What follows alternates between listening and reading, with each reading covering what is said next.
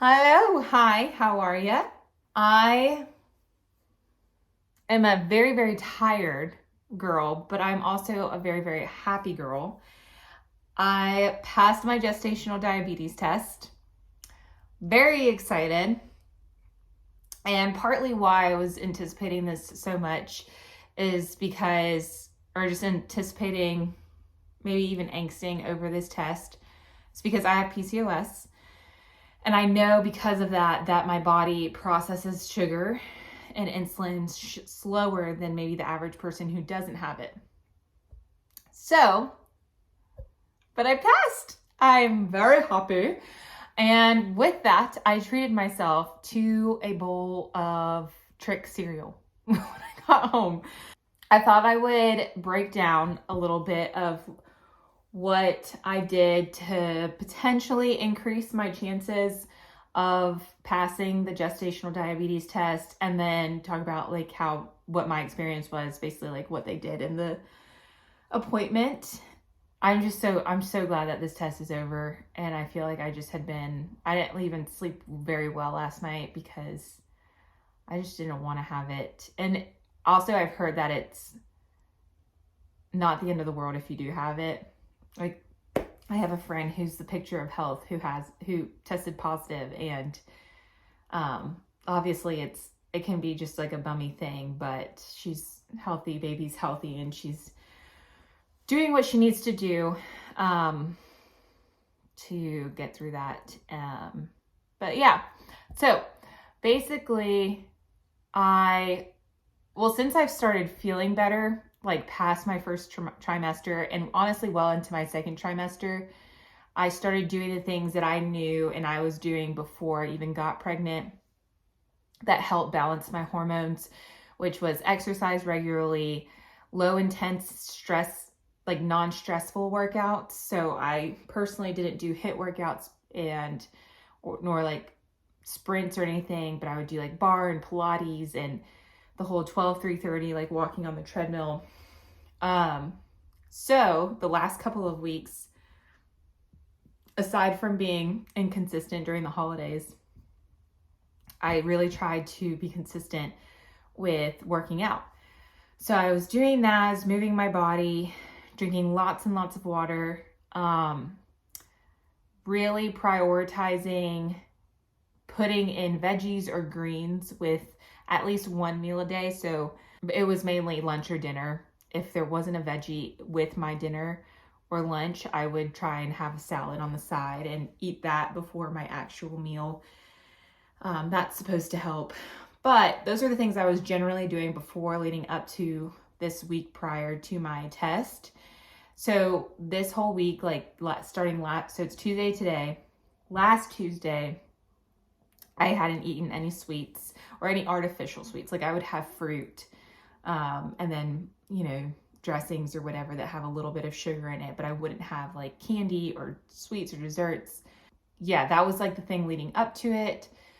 And then this morning I woke up and I immediately drank, the water that was on my bedside table. And then I did diluted apple cider vinegar. So that's really supposed to help a lot when it comes, just the vinegar, when it comes to helping your insulin not spike. And so I did that, and then I had 3 eggs with some spinach, so that I wasn't going in with an empty stomach, and because usually the sugar doesn't spike as much if you already have something in your stomach.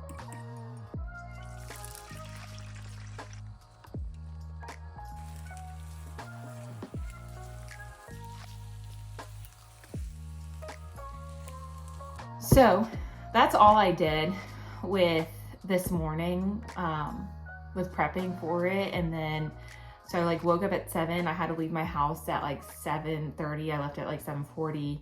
My test was at 8:15.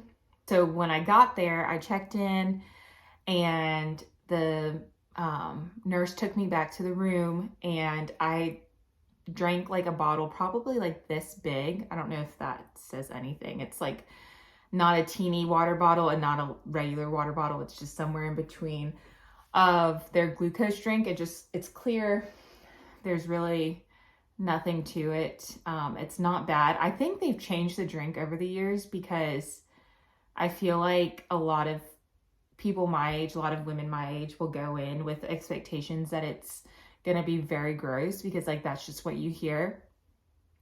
But then it wasn't gross to me. It wasn't gross. It hasn't been gross to any of my friends who've done it. It's just a sweet drink. So the worst thing, I think, unless you just don't like sweet stuff, you know, especially if you go in with an empty stomach, I can see how it could upset your stomach after. You're able to drink water after you drink it. So yeah, it wasn't bad. And then, took my blood pressure, and then I had to go get my blood drawn. So you have to wait an hour after you drink it until they prick your finger. But they did a good job of breaking it up. But I had to go get my blood drawn to just test for my blood levels, my hemoglobin and stuff like that. So I went downstairs and did that, and then I went back up. I met with one of the midwives at my doctor's office, and you know, she measured my stomach. We heard baby's heartbeat. Just answered any questions that I had. And so it's just very routine, very normal. So now after this appointment, I'll have one every 2 weeks until 36 weeks. And then after that, I'll have one every week. But then after I was done meeting with the doctor, I went back into the waiting room and then probably waited like 15 minutes. And then it was time to take my blood, my finger prick. And so went and did that. And you need a 135, at least at my doctor's office. I'm pretty sure that's about average. If not, it's probably pretty close to that. But you need 135 to pass. And I got a 119. So I was very shocked that I was assuming it would be like close. But yeah, I was talking to my mom afterwards and I was wondering, I was like, man, maybe my PCOS like went into remission, or I don't know. It's just interesting. And I think that there was a lot that I really worked on intuitively in my body and paid attention to how my body responded before I got pregnant to really help with all of that. So who knows? But everything was good. That was the appointment. One thing that I will say that I forgot to mention is that, so usually that's something that also helps, and this was a tip I got from my friend, something that also helps after eating anything really, but especially sweets, is to go on like a 10-minute walk. And so it did help that I went downstairs and got my blood work and like moved around a little bit. But she said that if you can't go on a walk, that she's heard to do calf raises while you're sitting down. And so I was sitting while waiting and just like doing little calf raises. Yeah. So that was that. And that is it. It really is not that big of a deal. It's exciting, I think, more than anything. Well, assuming that one passes, because this is the entrance or the beginning of the third trimester, so that's a big deal. And yeah, things are just getting closer. And I remember being in my first trimester and like looking at whether it's like my friends who are pregnant and ahead of me, or just like random people on Instagram that I follow, just thinking like when watching them do their 28-week thing and just thinking, wow, like that'll be me before I know it.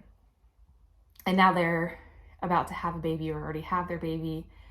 And now I'm thinking that'll be me before I know it. And that's just weird to think about, but it's all exciting.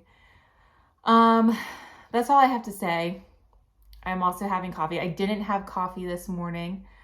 I just didn't want that to affect anything. So I'm still pretty tired and I haven't had a proper meal except the eggs this morning. So I probably need to go eat something, but yeah, that's it for me.